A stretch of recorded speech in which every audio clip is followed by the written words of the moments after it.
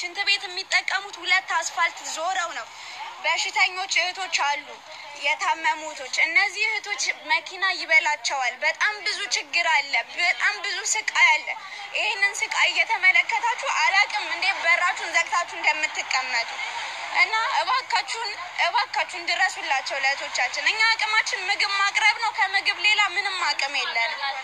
ምንም ነገር ማድረግ አንችልም። እና እነዚህ እህቶቻችን ናቸው፣ የወለደቻችሁ እናቶች ናቸው። እባካችሁን በራችሁን ዘግታችሁ የግል ህይወታችሁን እየኖራችሁ ያላችሁ ይሄ ነገር የሚመለከታችሁ እባካችሁ እህቶቻችንን እንታደጋቸው። እንዴት ውጪ ሰው ያድራል? እንዴት መሬት ላይ እያደረ ቤት እያለ እንግዲህ አላውቅም እንዴት እንደሆነ ቤት እያለ መጠለያ እያለ ውጪ ያደሩ ሻንጣቸው ነው እንግዲህ እስከነ ሻንጣ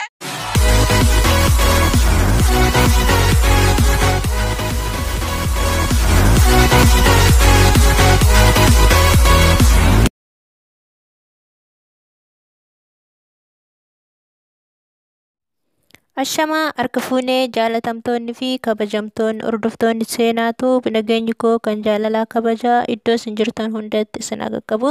Hadda viidiyoo biraa qabadhee isinii deebi'ee jira. Viidiyoon kunis gaafii keessan irratti hundaa jechuudha. Gatiin tikeetii hagamii yoo asii gallamoottiyyuu hoteela taa'uu ni dandeenya. Gatii tikeetii kana eenyutu nu mura achitti hoteelatti eenyutu nu kafala warri jettanii na gaafattaniif deebii quubsaa qabadhee isinii deebi'ee jira jechuudha. Haga dhuma viidiyoo kanatti na wajjin turaan isinin jedha.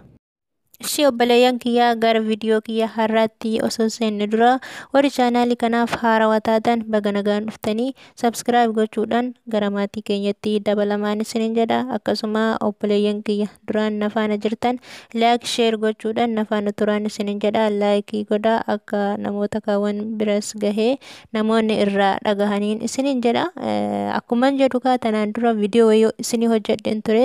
Viidiyoon ani isinii hojjedhe karaa imbaasii Itoophiyaa kan Beirut keessa jiruun kan peejii isaa irratti bahee innis maal jedha warri mana madaamii hojjettan manooriyaa fi qaadii qabaatanii warri mana madaamii hojjettan tikeetii iddoo hamiiraa buufanni xiyyaaraatti argamu deemtanii muratanii gara biyyaa galuu dandeessan jedheeti kan inni dubbate jechuudha. Kana yeroo dubbatu gatiin tikeetii irratti hin kaasne jechuudha, hin dubbanne. Anis ammoo waan inni hin dubbanneef tikeetii warri galuu barbaadan iddoo akkanaati deemtanii muratanii galuu dandeessan jedheeti kanan ani isinii dabarse jechuudha viidiyoo san irratti. Garuu kaleessa jechuudha, kaleessa buufanni xiyyaara Itoophiyaa jechuun ayyir mangadiin jechuudha kan inni hime karaa peejii isaaniitiin jechuudha. Tikeetiin $680 akkasuma ammoo gatiin hoteelaa $770 walii galatti $1,450 warra qabutu gara Itoophiyaa galuu danda'a jedheeti kan inni baase jechuudha. Kana jechuun ammoo maal akka ta'e sammuu keessan keessatti ifa isin haa ta'u. Tanaan dura yeroo akkasitti iyyaatiin hin turre san yeroo akkasi iyyaa turre san $680 nuyi miti warri nu hojjechiisanuu hin qaban jenne yeroo iyyuu san deebi'anii ammoo gatii hoteelaa wajjin $1,450 kana kafaltaniiti gara Itoophiyaa galtan jedhamee beeksifamee jira jechuudha. Warri mana madaamii hojjetu diyaasporaa miti jechuudha. Diyaasporaa miti. $1,450 kana kan yeroo takkatti argatu miti. Waggaa tokkotti waganan fiduun isinin jedha. Kun ammoo hunda keenya ilaallata. Dhugaan isinin jedha kuni madaamonni yeroo kana haga ijollen kontiraata fixanitti obbira teechisaa jiran malee baasanii ofirraa gataa jiran. Irra caalin isaanii ala jiran hundi keessanuu kan argitan jechuudha. Irra caalin isaanii karra imbaasii dura jiran jechuudha. Karra imbaasii dura uffata malee nyaata malee homaayyuu malee kan isaan achi oolaniitiin bulaa jiran. Kun ammoo atamtamaan malli tokko yookaan fala tokko argachuu qaba. Dubartiin kabajaa qabdi. Biyya ormaa keessatti akka sareetti kan karaarra bultu jechuudha. Saudi Arabiyaa keessatti ijoollee akkasitti mana hidhaa keessatti hoo'an qaamni isaanii luqqeessan osoo laaleetiin garaan kiyya kun akka tokko na tatta'u haadha dubartiin biyya ormaa keessatti karaarra baateetiin hin bulaa jirti. Karaarra bahanii jechuudha. Irra caaliin kan mana keessa jiran akka damoosa malee hojjetan hundi keessanuu ni beektan. Kana dhageessanii hundi keessanuu sagalee ta'uu qabdaniin isin jedha. Keessattuu warri Facebook irratti wal arrabsuudhaaf liiv irra baatan kana ijoollee akkanatti obboleeyyan keessan karaarra bulaniitiin nyaata malee uffata malee obboleeyyan keessan karaarra bulan obboleettiin keessan haati warra hiriyaan keessan karaarra bulan kanaaf sagalee ta'uu qabdanii isiniin jedha. Hundi keessanuu sagalee ta'uu qabdanii warri mana madaamii jirtanis ofii keessanii sagalee ta'uu qabdanii namni tokko immoo rakkoo akkanaa kana kan himatu jalaa fuutanii sheer gochuu qabdanii isiniin jedha. Kun ammoo iyyuu dafee yoo fala tokko hin arganne ta'e isinis rakkoo duuban dhufu beekuu qabdan jechuudha. Rakkoon kana caala hin jiru jenna kan kana caalas dhufuu danda'a waan ta'eef jechuudha.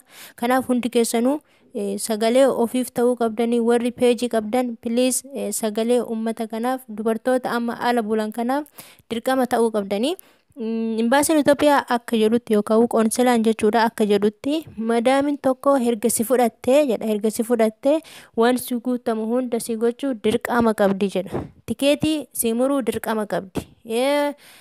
Damoosa kee ji'a ji'aan si kennuu dirqama qabdi jedha. Inni ofii isaatii akka dubbatutti jechuudha. Garuu ijoolleen baay'een isaanii rakkoo keessan nan gahaa jiranii. Ani hergan kontiraata kiyya fixee narraa bahii mana biraa hojjedhu mana dolaara qabu ani qabu osoon kafalaniif jechuudha. Isini galaa miti. Kun hunda mootiyyuu isinirra ga'uuf deemu hundi keessan warri amma kontiraata irra jirtan gaafa kontiraata keessan fixan baasaniit isin gatan isaan sababa isaanuu dolaara hin qabani. Ammootiyyuu gatiin tikeetillee kana hunda hin kafalan jechaa jira waan ta'eef hin argan waan ta'eef isaan ingiliffaan kan isaan baasanii hin argan sila ta'eef jechuudha. Dolaara 680 waliigala dolaara 1400 kun ammootiyyuu maal jedhamee akka himamu beekamuun isin jedha. Dhugaan isin jedha jechaa jiran isaaniyyuu oduu isaanii akbaara isaanii kanarratti televizyiiniinis darbee jira ijoollee akkasitti karaarra ciisaniif isaan ammoo isaan achitti argan ijoolleen mana keessa durman nagaanuu waliin jiraatan daddarbaa jiran isin jedha. Kun martuu rakkoo tikeetiiti. Tikeeti jechuun kan akkana hunda ol guddatan isin jedha. Yeroo kana ammoo gaafa xiyyaarri baname yoo jennu tanaan dura juunii 8 banama jennee juunii 8 wayitiyyuu banamaa hin jiru gara Julaayitti ta'e ammas ammoo Julaayin sun yoo dhufe yookaan ammoo iyyuu sanii achi taruu danda'a Seteembarii gahuu danda'a hin beekamu jechuudha waan isaa. Kanaaf osoo hin turin osoo maal hin ta'in dirqama fala argachuu qaban isin jedha.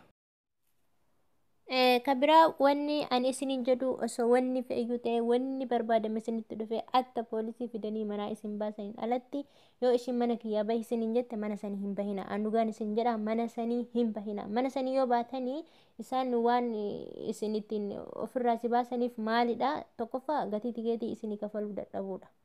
Lammaffaa irratti damoosa keessan isinii kennuu dhabuudha. Damoosa keessan isinii kennuu dhabuu sadaffaan ammootiyyuu sirumayyuu isaan iyyuu waan nyaatan baay'ee hin qabanii gatiin waan ittiin waa bitatan baay'ee waddadee jira waan ta'eef sanumaa nyaatuma isin wajjin nyaata kama isin wajjin jiraata sanuu dadhabuudha.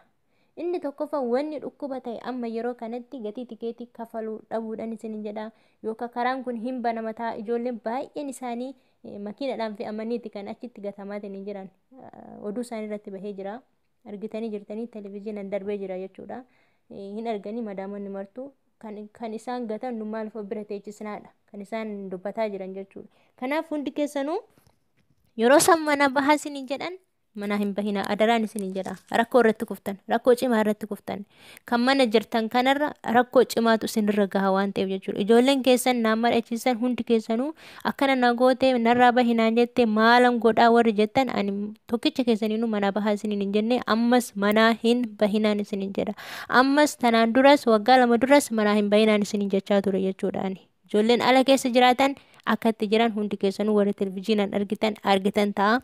Ka televizyiinaan arginan mootiyyuu Facebook irratti argitan ta'a. Baay'ee rakkoo cimaatu jira. Baay'ee rakkoo cimaatu jira. Amma achi keessa koronaa osoo namni tokko qabaate hundayyuu wal gaha ta'a. Hundaa wal gaha akkasitti tolee ciccisiisaa jiran karaa irratti jechuudha karaa goggogaa dhagaarra. Kanaaf yaa obboleeyyan kiyyaa bakka isin jirtanitti kan nama eegu Waaqayyo Gooftaadha. Hundi keessanuu Waaqayyo Gooftaan bakka isin jirtanitti isin haa eegu. Inni waa hundaa danda'a. Dhibeen kunis taraa karaan kunis banama ta'a akkanatti naaf wanni martu Waaqayyo obsa isinii haa kennu. Warri damoosa malee hojjetan damoosa malee hojjeta garuu mana sanii hin bahina. Dhugaan isin jedha damoosa malee hojjedha mana sanii hin bahina adaraa.